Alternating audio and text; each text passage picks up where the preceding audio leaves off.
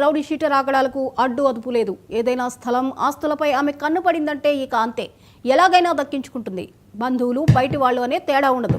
ప్రభావతికి పంతం పట్టిందంటే ఎంతటి కొమ్ములు తిరిగిన వారైనా జీ హుజూర్ అనాల్సిందే. రీసెంట్గా సొంత బాబాయ్ పిన్ని ఆస్తులను కొట్టేసేందుకు ప్రయత్నిస్తోంది.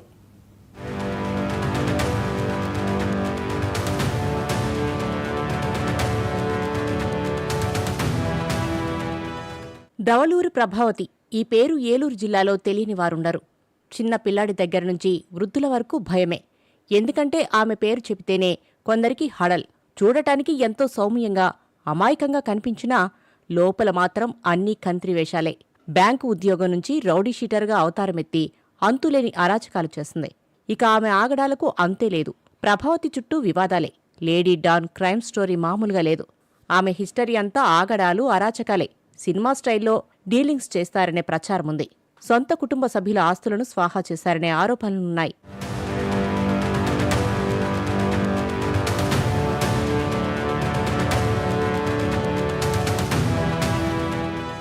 ఇదిగో ఇక్కడ కనిపిస్తున్న ఇద్దరు దంపతులు లేడీ డాన్ బాధితులే.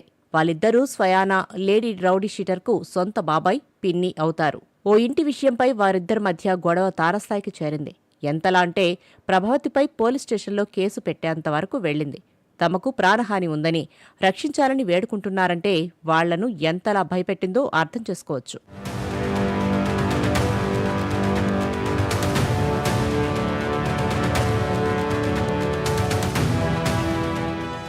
నాగవరప్రసాద్ అత్త తన భార్యకు రాసిన ఇల్లుపై దావూరి ప్రభావతి కన్నుపడింది.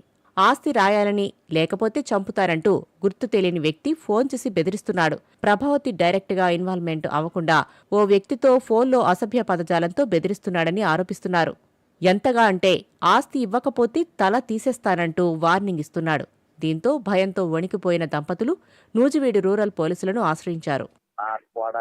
5 నిమిషాల్లో మాత్రం నా కుర్రను పంపించానంటే 5 నిమిషాల్లో లేపేస్తారు. నేను పెద్ద నాటకాలు తింటున్నావు. ఎవడు ఆక్రమిస్తారు నువ్వు?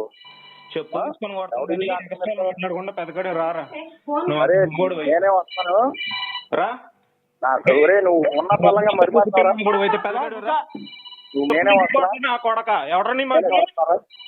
నేనే వస్తున్నా మరిపోతున్నారా? నువ్వు ఎలా తిరుగుతావు నేను చూస్తా. నువ్వు ఎలా తిరుగుతావు నేను చూస్తా. అర్థమవుతుందా? రోడ్డు ఎలా తిరుగుతావు నేను చూస్తా. నువ్వు ఆ పనేదో తెలుసుకొని నువ్వు ఫోన్ చేయి. ఎవరిదో ఆక్రమించుకున్నాం, మా తల్లి మాకు ఇచ్చింది, మేము ఇది చేసుకున్నాం. ఎందుకో మాట్లాడేది నువ్వు ఎవరు అసలు? మీరు ఆ కేసు ఏంటో సెటిల్ చేసుకోండి. అర్థమవుతుందా? లేదనుకో మనుషులు ఉండరు, కనపడరు, మనుషులు కనపడరు. మాకేం కొత్త కాదు ఇది. అర్థమవుతుందా? సర్లే బాబు లేపే. అది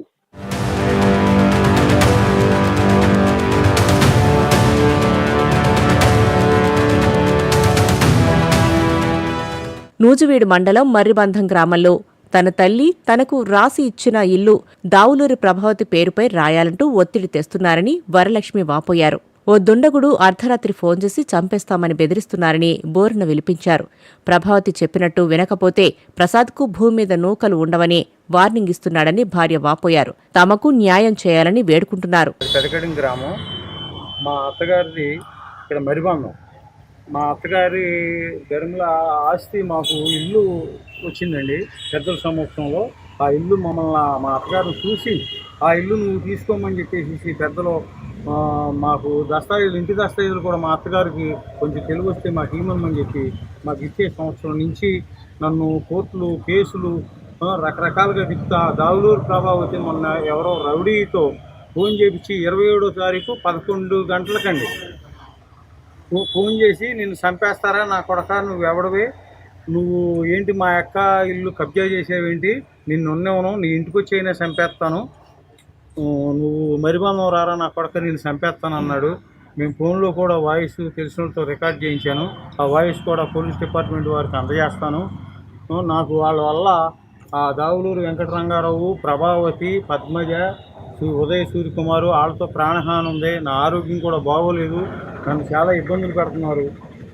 నేను ఈ పోలీసు వారు నాకు రక్షణ కల్పించమని కోరుకుంటున్నాను బాబు. వాళ్ళ వల్ల మాకు ప్రాణహాని ఉంది.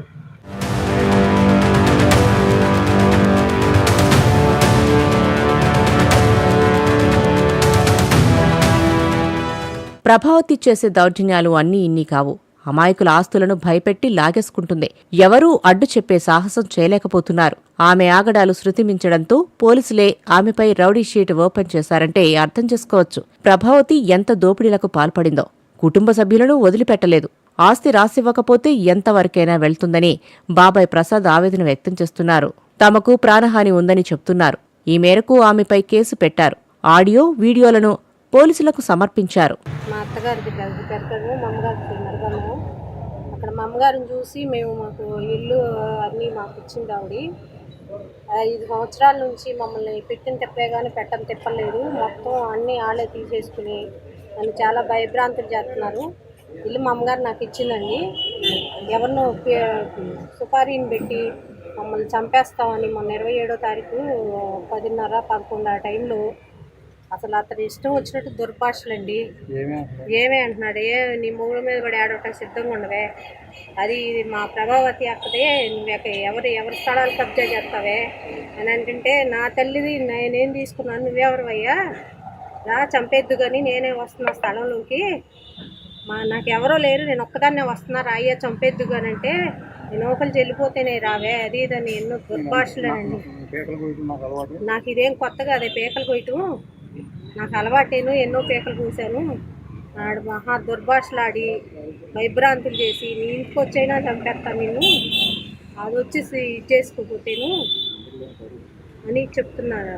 నెంబర్ లేని కారు నైటు 12-1 గంట ఆ టైంలో వచ్చి తిరిగి వెళ్ళిపోయింది.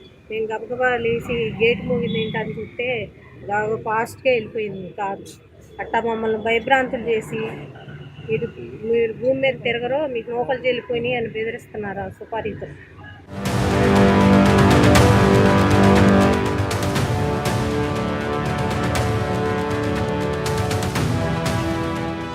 ప్రభావతి తమ జోలికి రాకుండా పోలీసులు చర్యలు తీసుకోవాలని దంపతులు కోరుతున్నారు.